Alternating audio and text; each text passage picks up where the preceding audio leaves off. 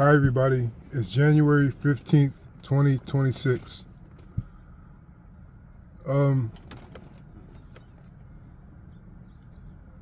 People tell us that we only see what we choose to see, or that we only see what's on our mind. But just as life is, what you will see is what was meant for you to see. It may not be what was on your mind, it may not be what's in your heart, it may not be what you focus on, but what you see is what you are meant to see. And just because you are meant to see it doesn't mean you're going to realize the importance of it right away.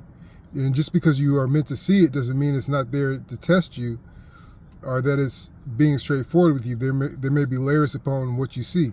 And when I talk about what you see, I'm just talking about what you are going through, what is coming at you, what are your responsibilities. You know, every facet of your life is what you see, and you are meant to see what you are meant to see. And what I've learned is that you are not always going to be on the move. You are always not going to be in a situation where you produce outcomes immediately. Sometimes life is going to be like you are,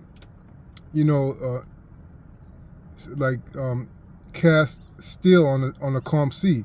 You want to go somewhere, you need to go somewhere, but there's just nowhere that life is leading you to a different place at that moment.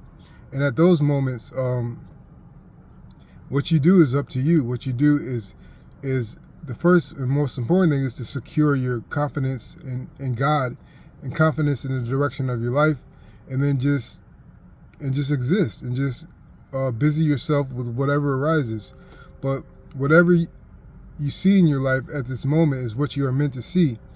And sometimes if you are tuned in with your spiritual sense, you could, mine out certain benefits from what you are experiencing. You could turn it into something.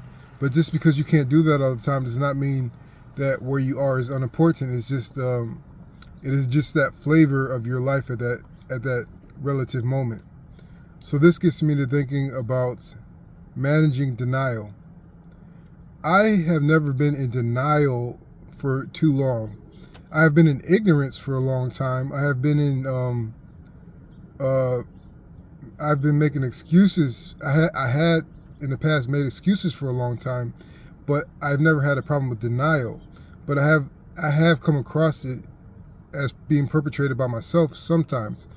And the first thing I can say about denial is you have to get rid of the illusion that if you have to deal with something that you are afraid of confronting within yourself or without yourself, whatever it may be, and it's just becoming this big and kind of awkward and kind of draining thing, most of the time there is no reason to fear dealing with what you are denying. It's been created and blown up because you have spent so long avoiding it.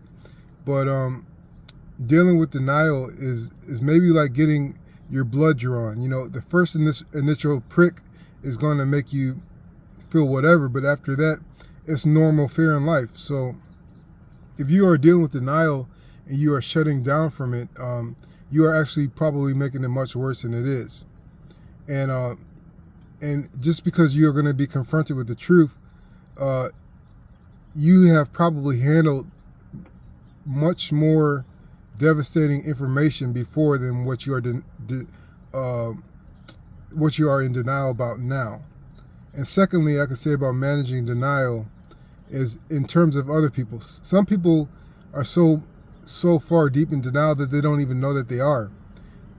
You come across these people in your life. They may be parents, siblings, friends, cousins, whatever. You've come across these people in life, and they are in denial, and it's obvious that they are, but sometimes they do not recognize it. And it is, for the most part, it is not our duty to call it out to them. But if it has to involve you directly, all you can do is just offer the truth in a very responsible way.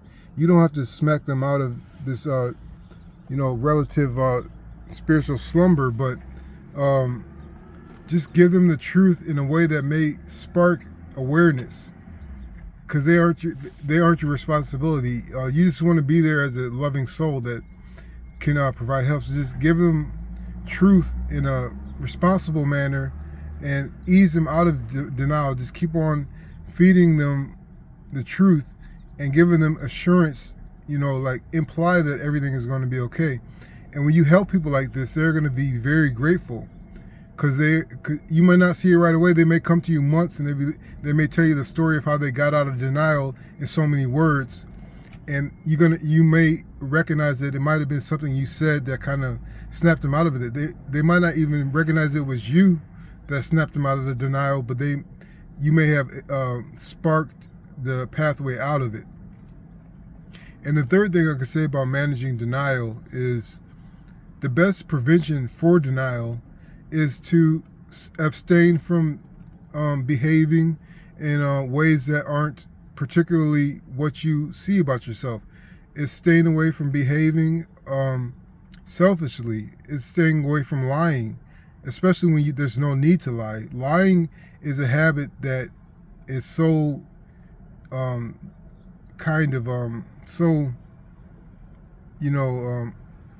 separated from God that its ugly face is so ubiquitous in society that you may not realize it. But lying is a very low frequency behavior to partake in. So the best defense against denial is just to behave as closely as what you would think God would want you to act.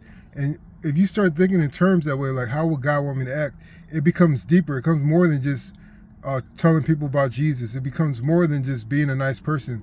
It becomes more than just trying to take care of your family, your friends, and be a source of help for everybody. It becomes a very central part of living a life well lived when you choose to follow God. So if you want to stay out of denial, don't do things that you have to deny. So I hope this helps. Thanks.